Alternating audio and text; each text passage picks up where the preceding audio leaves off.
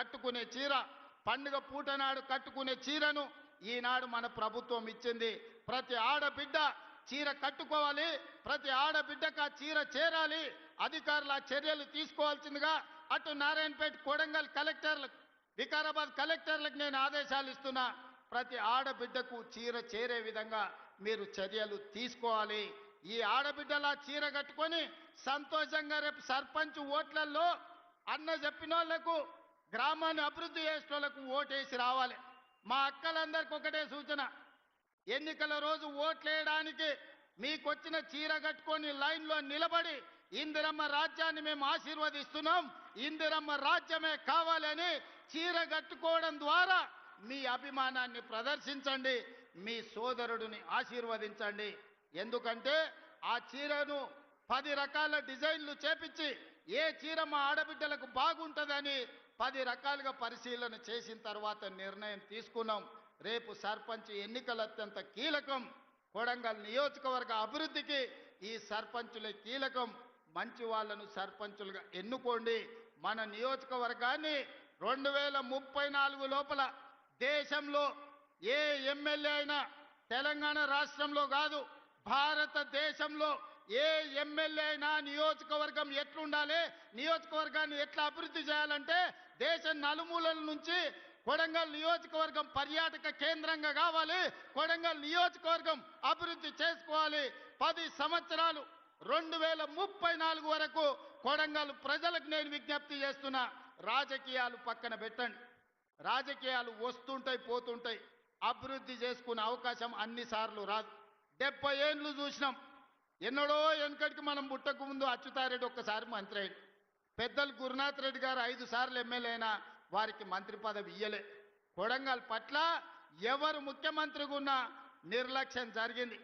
మరి ఇంత నిర్లక్ష్యాన్ని సరిదిద్దడానికి ఈరోజు మీరు అండగా నిలబడ్డాడు, దేవుడు ఆశీర్వదించిండు. 10 ఏళ్ళు ఇందిరమ్మ రాజ్యం తెలంగాణలో ఉంటుంది. ఈ 10 ఏళ్ళు కొడంగల్లో రాజకీయాలకు అతీతంగా కొడంగల్ని అభివృద్ధి చేసుకుందాం. ఈ కొడంగల్ దేశానికి ఆదర్శంగా నిలబెట్టుకుందాం. ఇందులో మనం అందరం భాగస్వాములం కావాలి. ఈ దేశంలో పంచాయతీ మెంబర్ నుంచి పార్లమెంట్ వరకు, పంచాయతీ మెంబర్ నుంచి ప్రధానమంత్రి వరకు కొడంగల్ నుంచి ఒక సందేశాన్ని ఇవ్వాలి.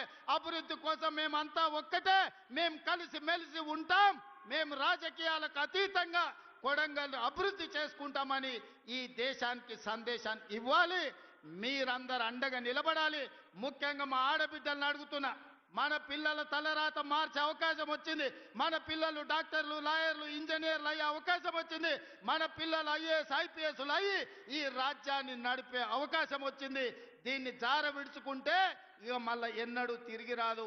మా ఆడబిడ్డలందరూ అండగా నిలబడాలి. ఈ కొడంగల్ని అభివృద్ధి చేసుకోవాలి. మీరందరూ అక్కలారా అండగా ఉంటారు కదా? ఉంటారా? ఉంటారా?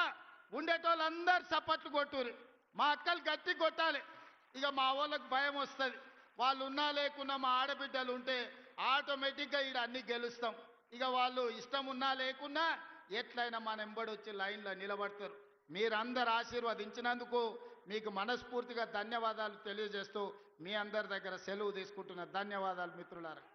గౌరవ ముఖ్యమంత్రి గారు ఇప్పుడు 300 కోట్ల రూపాయలు వడ్డీ లేని రుణాల చెక్ అందజేస్తారు. జానకి గారు, స్వప్న గారు, అరుంధతి గారు వీరు కొడంగల్ నియోజకవర్గానికి సంబంధించిన స్వయం సహాయ మహిళా సంఘాలు. ఆ తర్వాత ఇందిరమ్మ చీరలు ముఖ్యమంత్రి గారు మొన్ననే ఇందిరమ్మ విగ్రహం దగ్గర చెప్పారు, తల్లులకు చెల్లెలకు ముఖ్యమంత్రి గారు అందించే సారే ఇందిరమ్మ చీరలు అందుకుంటారు 8 మంది సోదరిమణులు వచ్చి. ఇప్పుడు వడ్డీ లేని రుణాలు 2023 పునః ప్రారంభించబడ్డ వడ్డీ లేని రుణాల పథకం కింద 300 కోట్ల చెక్ ఇస్తున్నారు ముఖ్యమంత్రి. తర్వాత ఇందిరమ్మ చీరలు అందుకోవటానికి ముందుకు రావాల్సిందిగా 8 మంది సోదరిమణులు కోరుతూ ఉన్నాం. వీరు మహేశ్వరి, రిజ్వానా, మల్లా, అంజిలమ్మ, మల్లమ్మ, గౌసియా బేగం, అంజమ్మ, సాజీబాయ్ వీరందరూ, సునీత, వాణిశ్రీ, లక్ష్మీ, చంద్రకళ అందరూ రావాలి. తర్వాత పెట్రోల్ పంప్ ఇంతకుముందే గౌరవనీయులైన ముఖ్యమంత్రి గారు ఇప్పుడు సారే మనం పెట్రోల్ పంపుకు సంబంధించిన ప్రొసీడింగ్స్ ఇస్తారు. గోవిందమ్మ, సత్యమ్మ, సునీతమ్మ. ఆ తర్వాత మంత్రి వాకిటి శ్రీహరి గారి మంత్రివర్గం తరఫున ఉబేద్ గారు, మైనార్టీ ఫైనాన్స్ కమిషన్ తరఫున రషీద్ గారు, రాజేశ్వరి, నస్రీన్ బేగం, తబస్సుం బేగం, కౌసర్ బేగం, ఘనీ గారు, మహమూద్ గారు, జావేద్ గారు, మొగలాన్ గారు, హబీబ్ గారు వీరికి ఇందిరా డైరీ స్కీమ్ కింద అందజేస్తారు. ఆనరబుల్ సీఎం గారు, జిల్లా ఇన్ఛార్జ్ మంత్రి దామోదర్ రానసింహ గారు, పశు సంవర్ధక పాడి పరిశ్రమ శాఖ మంత్రులు వాకిటి శ్రీహరి గారు, అలాగే శాసనసభ్యులు రామ్మోహన్ రెడ్డి గారు, ఆనరబుల్ ఎమ్మెల్యే తాండూర్ మనోహర్ రెడ్డి గారు, ఇంకా ఫైనాన్స్ మైనారిటీ ఫైనాన్స్ కార్పొరేషన్